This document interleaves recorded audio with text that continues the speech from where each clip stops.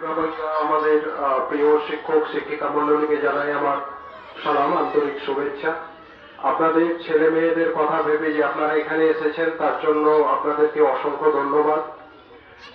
প্রথমত আমি একটা কথা বলি, অভিজ্ঞ স্যাররা আছেন, তারা খুব ভালো বললেন, অনেক কিছুই বললেন। আমি অল্প করে বলতে চাই যে এই যে শিক্ষকতার পেশা, দ্বিতীয় কথা হচ্ছে ছাত্রদেরকে যে শেখানো, ছেলে মেয়েদেরকে শেখানোর যে পেশাটা, সেটা খুব একটা ইম্পর্টেন্ট জিনিস, খুব গুরুত্বপূর্ণ জিনিস।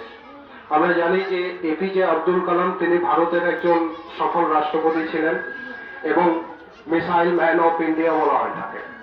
কিন্তু তিনি সবচেয়ে বেশি পছন্দ করতেন যে মানুষ তাকে একজন শিক্ষক হিসেবে ভূষিত করুক।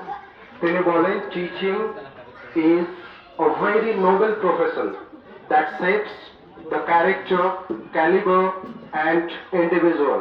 অর্থাৎ শিক্ষকতার পেশা এমনই একটা পেশা যে পেশা মানুষের চরিত্র, ভবিষ্যৎ ও ক্ষমতা গঠন করে।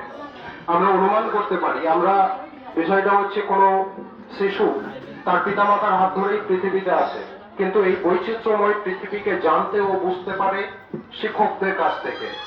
তাই শিক্ষকদের আরেকটা জিনিস, এই ছাত্র এবং শিক্ষকের যে সম্পর্কটা, সেটা অনেক তলানিতে ঠেকছে দিনের দিন, যা বোঝা যাচ্ছে। কারণ এর আমার মতে আর কি উভয় পক্ষেরই দোষ আছে। বর্তমানে অনেক ছেলে মেয়েরা ডেসপারেট, তারা অনেকটা বেপরোয়া, শিক্ষকদের প্রতি প্রাপ্য সম্মানটুকু তারা নেয় না। অনেক স্যাররাও আছে যারা তাদের কর্তব্যের প্রতি তারা মনোযোগী নন, ক্লাসে গিয়ে ঠিকঠাক পড়ান না।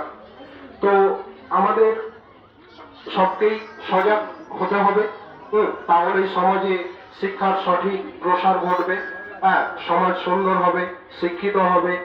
এবার আরেকটা কথা হচ্ছে যে আমরা যে সকল পদ্ধতিতে আমরা আমাদের সবটুকু দিয়ে চেষ্টা করব, আর তার থেকে কথা হচ্ছে যে আপনার মেয়ে বা ছেলে সুশিক্ষায় শিক্ষিত হয়, এই বলেই আমি আমার বক্তব্য করছি।